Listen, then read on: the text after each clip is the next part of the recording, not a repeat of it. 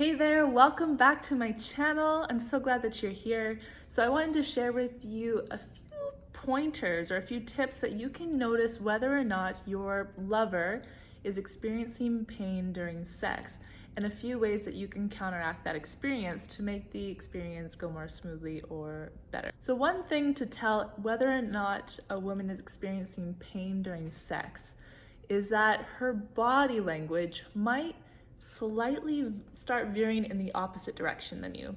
Now, this might be really hard to tell unless you have a really strong mindfulness practice, but this is a way that you can subtly be able to notice whether or not she's starting to feel pain in her vulva. Another way that you'll be able to tell whether or not she might be experiencing pain is if she starts tensing her body, like, her shoulders might creep up just a little bit, or she might hold her breath really uncomfortably, or her eyes might squint in a way that might, be questionable to whether or not she's enjoying herself. And I'm not saying this so that you start micromanaging all of the different body languages that happen, but it can be a really amazing skill to develop as a lover and could really surprise her when you start noticing these things, so that if you check in, she might be able to remedy the situation so that it can be continuously more enjoyable for her and the experience, and that she can even last longer.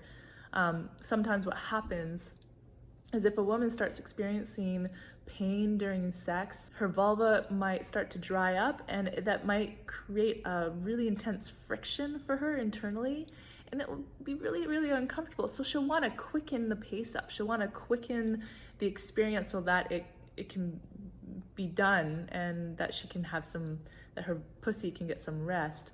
So one way that you can counteract that experience is if you start noticing her vulva drying up, you can check in with her for one. Ask her if she would like more oil. Coconut oil is one of my favorites, unrefined coconut oil, or you can use an organic jojoba oil, or an almond oil that might be more softer if she's allergic to coconut oil, or sesame oil.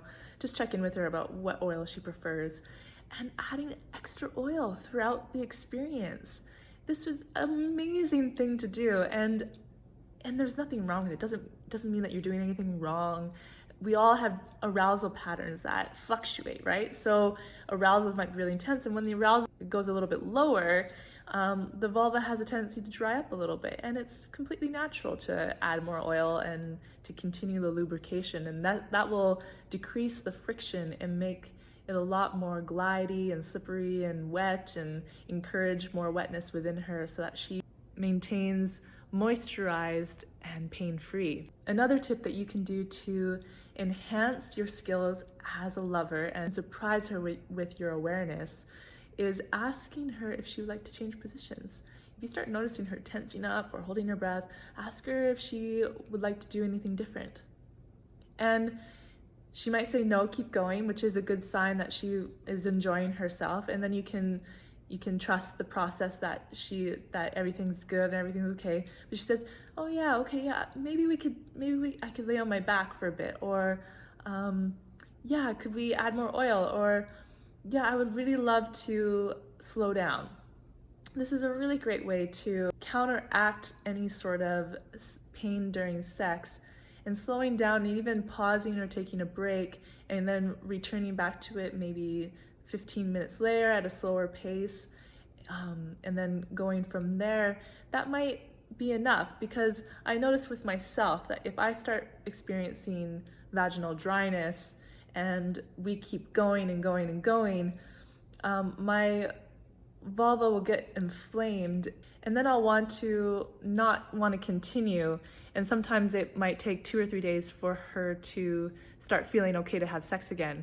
Whereas if I captured my awareness and noticed when she started feeling dry from the very beginning, and then added more oil or slowed down at that point or took a break, then what happens is that in 15 minutes, then I can keep going and going and going, and then it changes everything. It allows my vulva to breathe for a minute and really collect herself, and allows me to tune in whether or not she wants to continue having sex, or if she wants to maybe continue at another time. It's a great practice, and it's an amazing skill to have if you're in any sort of relationship, or if you're even just on a first date. I encourage you to try this out, see how it goes, and let me know how the practice is in the comments below. I'd love to hear from you, any feedback, what your personal experience is around pain during sex, and if you've noticed anything that you found particularly helpful in your experiences. So come follow me on Instagram at ZaharaXDevi. I'd love to keep in touch with you over there. And also you can check out my website at www.zaharaxdevi.com to learn more. And I'll hear from you next time. Bye.